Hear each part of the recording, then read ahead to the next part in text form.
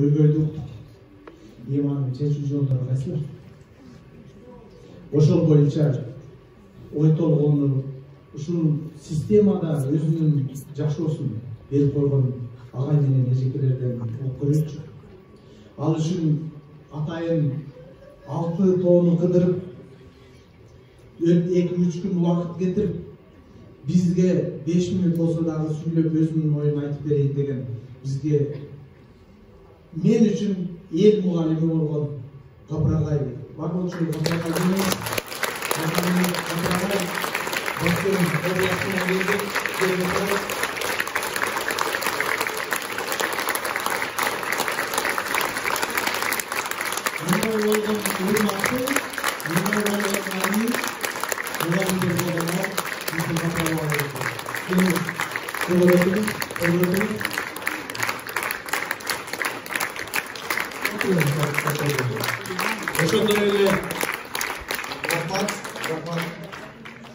Ошондой эле ушул билим берүү системасында көптөгөн жумуштарды жасаган KG Analytics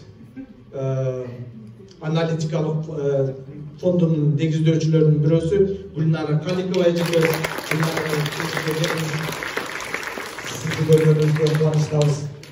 Ошондой эле эксперттердин бирөөсү билим берүү системасындагы көп жумуштарды жасаган менин досум, үзөңгүлөшүм Асылбек Жодонбеков агай. Келиңиздер. Мен эми азыр өзүңүздөр да уктуңуздар да. Көйгөйлөрдү мына окуучунун көз карашы менен, студенттин көз карашы менен биздеги болгон системадагы көйгөйлөрдүн баардыгын түбүнөн айтып берди окшойт агай. Анда эмесе сиздердин ар бириңиздерге бир 5-6 минутадан убакыт берейин. Өзүңүздөрдүн ой толгооңуңуздарды бөлүшүп көрүңүздөрчү. Кандай кылып бул кептелген мындай кризистен кандай кылып чыгыштын жолдорун көрүп турасыз? Капырагай, сизден баштайлы анда.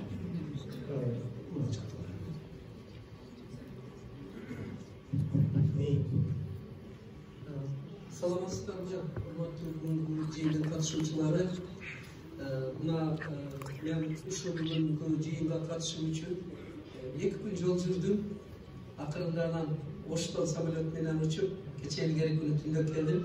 Ушу уюштуруучуларга рахмат, аэропорттон күтүп алып бизди сонун жайланыштырып уюштурушканы үчүн, анан ушул аянтчаны түзүп берип, ушунча адамды пикир алмашууга шарт түзгөндөрү үчүн ушул уюштуруучуларга Гүлнара жалпы эле уюштуруучу баарыңыздарга мен терең ыраазычылыкты, алыскы Баткен, анын ичинде Лейлек, анын ичинде Тажикстан менен чек арадан сиздерге ыраазычылык айтам. Салам алейкум. Анан мына азыр биз бир окуучу Эднан атыңыз, Эднандын, анан Элиярдын студенттин пикирин уктук. Бул өзү оригиналный бир мындай бир жакшы табылга болгондо түздөн түз оозудан алардын сөзүнү эшитип көйгөйлөр боюнча. Мен ойлоймун, бул экөөбүз сүйлөгөнү менен Кыргызстандагы бардык окуучулардын жана студенттердин көйгөйлөрүнүн бир көрүнүшү деп кабыл алсак болот. Мына бул жерде өтө тажрыйбалуу мугалимдер, аалымдар, анан кийин ушу катышып отурасыздар. Мен ойлойм, сиздер дагы оюңуздарды айтасыздар деп. Эми менин оюмча булардын айткан көйгөйлөрү чындыгында бир топ көйгөйлөрдү айтты. Ошонун ичинен мен айрымдарга токтолуп кетсем, анан калган спикерлер дагы өздөрүнүн ойлорун айтса. Мисалы, мына Эднанда айтканда мен башка бир жерлерден токтоп туруп бир маселесиге айтмакчымын. Маалымат өтө көп, информация, бирок аларды өздөштүрүүнүн сапаты, ага балдардын даремети жетеби деген да. Өзү бул өтө туура. Азыркы окуу китептери дагы, информация дагы ушунчалык көбөйгөн. Өзү биз информациялык коомдо жашап атабыз. Бирок, внимание, айтайын дейм, мен мына айыл жерде 25 жыл эксперимент жүргүзүп, 3 суроого жооп издедим. Эмне үчүн балдар окуудан кыйналып атат, окуусу келбей атат? Экинчиси, эмне үчүн мугалимдер берген сабактар жукпай атат? Албетте сонун мугалим окуучу бар, бирок мен проблемный кыздын айтканы боюнча айтам. Үчүнчүсү, эмне үчүн ата-эне үй бүлө институту мына ушул процесске катышпайт деп. И жанагы ушу 3 көйгөй азыр кыздар студент айткан менен дал келип атат, ошонун ичинде баягы маалыматтын көптүгү. Мен мынаны образдуу сиздерге айтайын, 3 тонналуу портерге 9 тонна жүк артып койгондой болуп атат балдарга азыр. Нагрузка өтө чоң. Ушуну эксперимент жүргүзгөн адам катары мен айтайын сиздерге. Билимдин информациянын аздыгы канчалык зыян болсо, ашыкча информация андан 3 эсе чоң зыян. Мынаны биз аксиоманы мааны бербей жатабыз.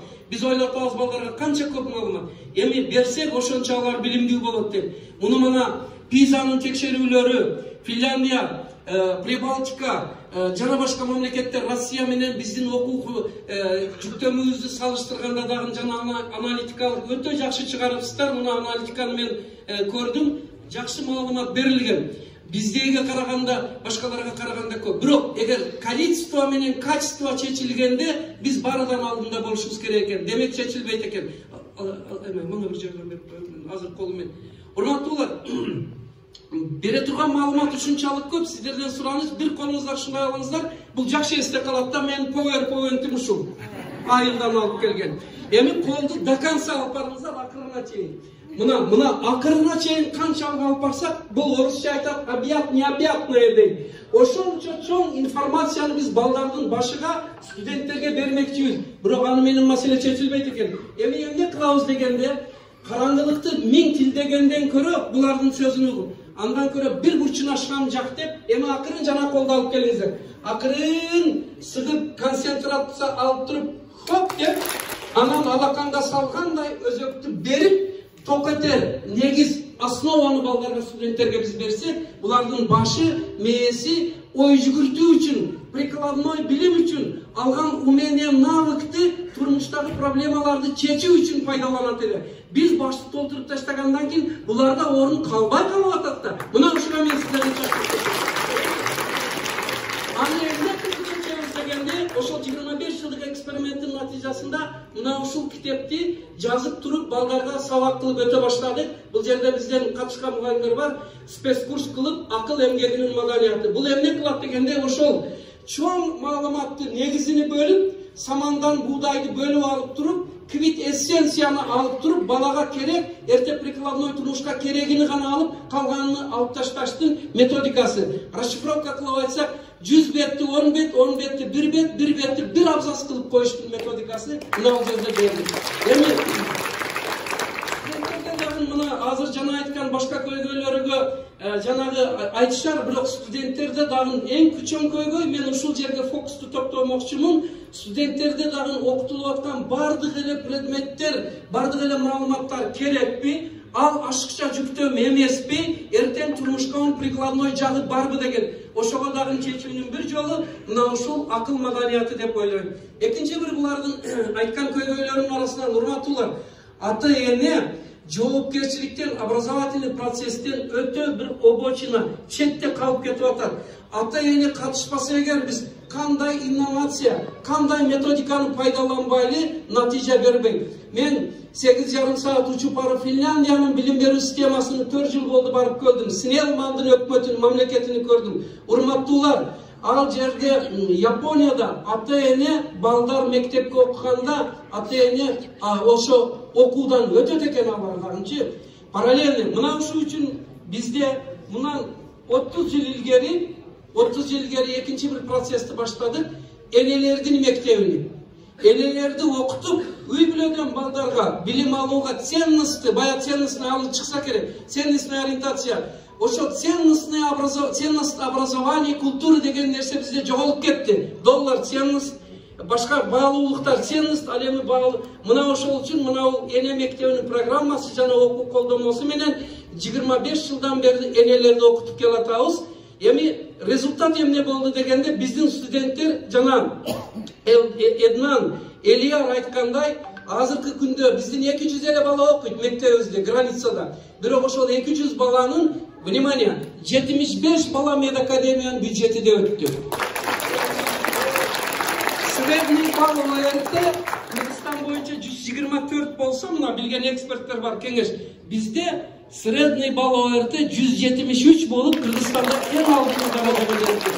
Мен окумуштуусу биз границада болгонубуз үчүн биз жака Секом, Нова деген көбүнчө жетпейт. Биздин балдар ошо нукура мугалим менен анан биздин эң чоң өбөлгөбүз мына ушул акыл эмгек маданияты болуп атат.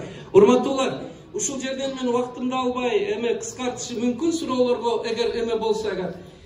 Үчүнчү бир маселе, мен ушуга токтолуп кетейин, булардын айткандары боюнча. Биз балдарды биздин мектепте эркиндик менен өз ойлорун, укуктарын эркин айтуу менен тарбиялашка өзгөчө маани бердик. Ал үчүн жаңы бир эмени кирдик, спецкурсту өзүнө өзү тарбиялап өнүктүрүү деген самовоспитание. Бул алы Кыргызстанда маани берилели тарбиянын бир багыты. Азыр Кыргызстанда эмне дефицит дегенде бардыгы эле бар. Эмне дефицит? Духовность дефицит.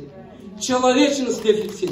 Мен ошол үчүн олимпиаданын жаңы түрүнү сунуш этелем. Химия, физика, математика менен биргеликте адамгерчиликтин олимпиадасын киргизип, эң жогорку балды ошого беришти. Мыналардын үнү студенттердин эшитилсе, бизде мына мектебибизде, гимназиябызда мына мугалимдер отурат, дайым жалпы жыйын, индивидуалдуу сүйлөшкөндө кандай сунушуңар бар? Эмне кылалы? Эмне кылсак силерге биз комфортный, морально-психологический климатты түзүп беребиз деген суроо менен балдарга кайрылып турабыз. Менимче ушул жагдайларды эске алсак, биздин билим берүүбүздө бир топ өзгөрүүлөр болот. Рахмат, көңүл коюп.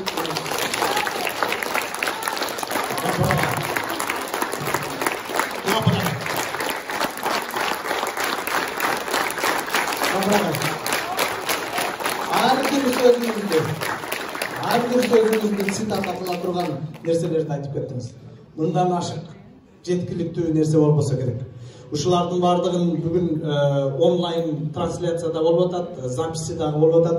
Мен терең ишенем, биздеги башка мамлекеттик структураларды дагы ошо билим берүүгө салым кошо турган адамдардын дагы кулагына түшүп эшитилип калабы деген тилектерди айтып